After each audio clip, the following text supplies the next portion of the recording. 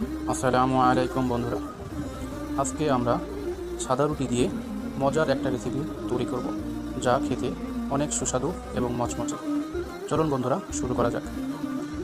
আমরা সর্বপ্রথম রুটিগুলোকে স্লাইস করে কেটে নিব। এরপরে চুলায় তেল গরম দিব, পর্যাপ্ত পরিমাণ তেল দিব। তেল গরম হয়ে গেলে অল্প আঁচে রেখে রুটিগুলোকে ছেড়ে দিব। এরপর ধীরে ধীরে নেড়ে নিব, যেন রুটি ভালোভাবে ভাজি হয়। এরপর রুটিগুলো একদম ভাজতে ভাজতে লালচে বর্ণ ধারণ করার আগ পর্যন্ত নাড়তে থাকবো। এরপর আপনারা দেখতেই পাচ্ছেন কত সুন্দর একটা কালার চলে এসেছে। এরপর আমরা বাটিতে উঠিয়ে নিব এবং চাট মশলা দিয়ে গরম গরম পরিবেশন করব।